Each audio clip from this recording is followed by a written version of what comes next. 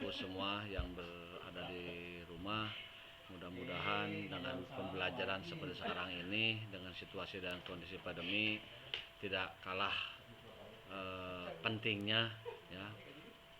Dalam hal ini mudah-mudahan apa materi yang Bapak sampaikan sedikit bermanfaat untuk kita semua. Di sini Bapak akan membawakan materi tentang sadar hukum ya. Selaku warga negara, sebagai bangsa Indonesia, warga negara Indonesia, kita harus memiliki sadar hukum sesuai dengan Undang-Undang Dasar 45 bahwa negara kita adalah negara hukum. Secara otomatis kalau negara hukum artinya negara kita punya aturan ya, punya aturan. Aturan ini ya yang harus aturan ini bisa kita jalankan melalui bisa pada diri sendiri, keluarga, masyarakat, dan lebih luas lagi pada negara. Mengapa kita harus sadar hukum? Nah, atau apakah kita sebagai manusia perlu sadar hukum? Perlu. Karena sadar hukum ini merupakan wujud sikap dari anggota masyarakat dalam mematuhi hukum atau ketentuan-ketentuan hukum yang berlaku. Ya. Nah, jadi ya. Sekali lagi, kenapa kita perlu sadar hukum? Karena merupakan wujud sikap dari anggota masyarakat dalam mematuhi hukum atau ketentuan-ketentuan hukum yang berlaku. Ya.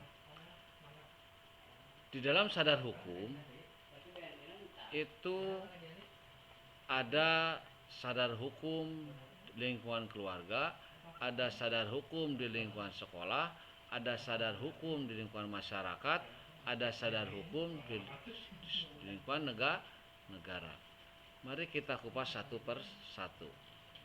Sadar hukum di lingkungan keluarga yaitu setiap anggota keluarga harus dapat membanggakan kesadaran diri dengan membiasakan berperilaku yang baik ya.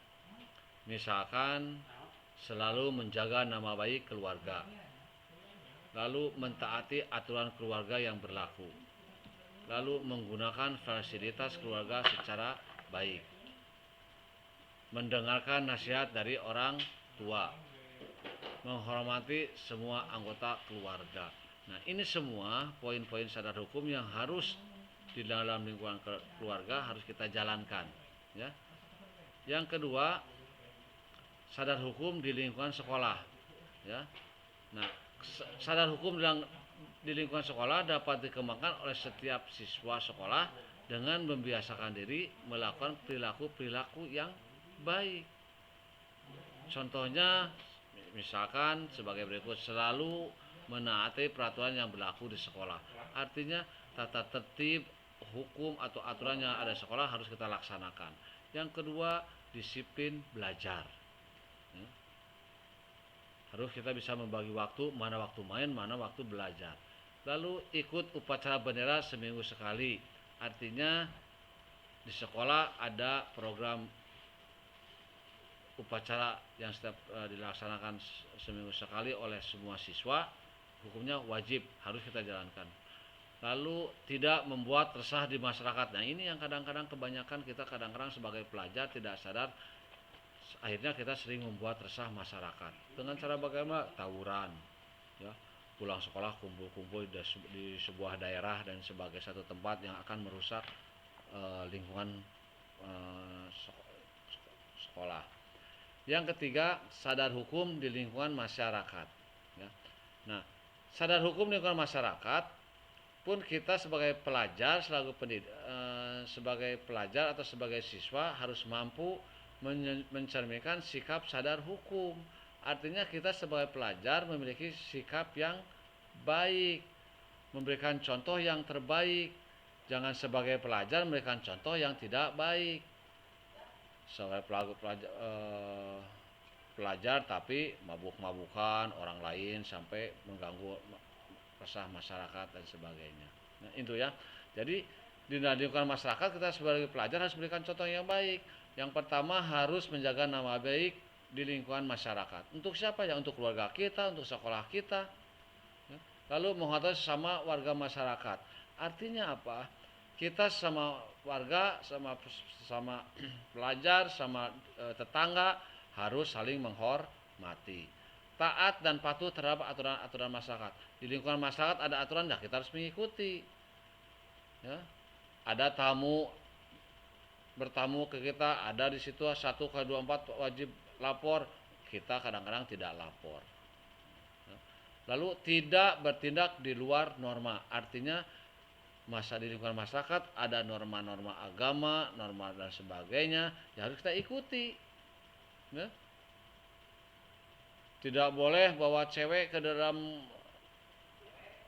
tengah malam di lingkungan masyarakat, ya jangan bawa. Kadang-kadang sudah terbalik. Lalu selalu melihara ketertiban, keamanan dan ketentraman. Nah, jaga di lingkungan masyarakat juga perlu ketertiban, perlu keamanan dan perlu ketentraman. Ya. Nah itu.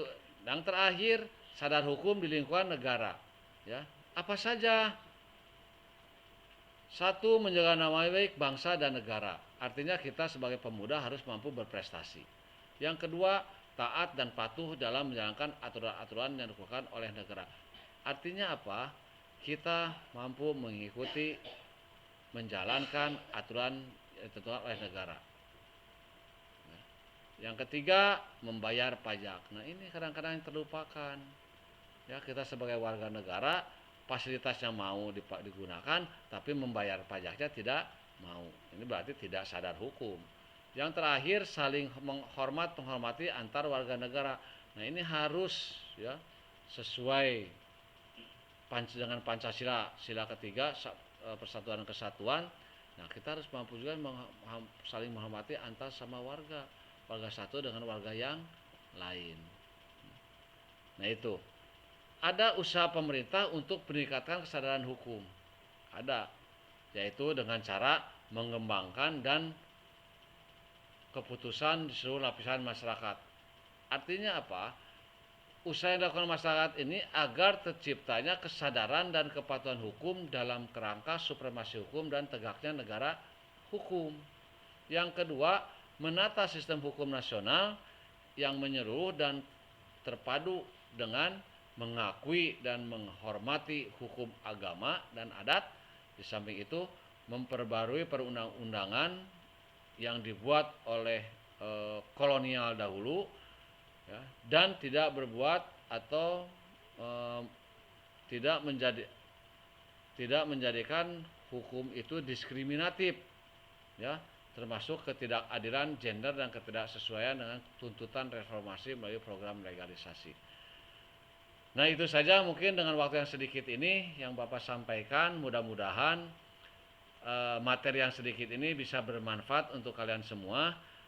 Apabila kalian memerlukan bahan, silahkan nanti minta ke Bapak untuk kalian lebih memahaminya, supaya kita menjadi siswa-siswi yang taat atau yang sadar terhadap hukum itu sendiri, baik di sekolah, baik di masyarakat maupun di keluarga, ya lebih luas lagi di negara.